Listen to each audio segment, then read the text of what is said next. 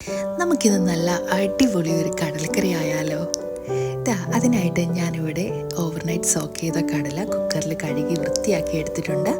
അതിലേക്ക് അരമുറി സവോള, 3-4 പച്ചമുളക്, ഒരു തക്കാളി എന്നിവ ചേർത്ത് കൊടുക്കുന്നുണ്ട്. ഇനി കടല വേവാൻ ആവശ്യമായ വെള്ളം ഒഴിച്ചു കൊടുക്കുക, ആവശ്യത്തിന് ഉപ്പിടുക. ഇനി കുറച്ചൊരു കായം നമുക്കൊന്ന് സ്പ്രിങ്കിൾ ചെയ്ത് കൊടുക്കാമേ. ഇനി കുക്കർ അടച്ച് വെച്ച് നമുക്ക് വേവിക്കാം. ഇനി ഒരു പാൻ അടുപ്പത്ത് വെച്ച് കുറച്ച് തേങ്ങ ഒന്ന് വറുത്തെടുക്കാനുണ്ട്.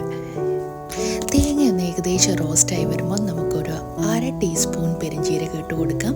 1 ടേബിൾ സ്പൂൺ വീതം മുളക് പൊടിയും മല്ലിപ്പൊടിയും ചേർത്ത് നന്നായി ഒന്ന് ഇളക്കി കൊടുക്കാമേ. ഇനി നമുക്ക് 1/4 ടീസ്പൂൺ മഞ്ഞൾപ്പൊടി, 1/2 ടേബിൾ സ്പൂൺ മീറ്റ് മസാലയും കൂടി ഇട്ടൊന്ന് ഇളക്കിയെടുക്കാം. ഇനി നമുക്ക് വറുത്ത് വെച്ച തേങ്ങ ഒരു പേസ്റ്റ് പരുവത്തിൽ ഒന്ന് അരച്ചെടുക്കാമേ.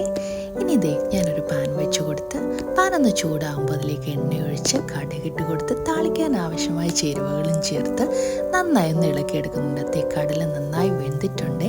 ഇനി നമുക്ക് അരച്ച് വെച്ച തേങ്ങ ഇട്ട് കടലയും ചേർത്ത് കൊടുത്ത് ഒന്ന് ഇളക്കിയെടുത്ത് കുറച്ചൊരു ഗരം മസാലയും കൂടെ സ്പ്രിങ്കിൾ ചെയ്തെടുത്താൽ നമ്മുടെ സ്വാദിഷ്ടമായ കടലക്കറി റെഡി. ചാനൽ ഇഷ്ടമായെങ്കിൽ സബ്സ്ക്രൈബ് ചെയ്യണേ. Thank you for watching. By.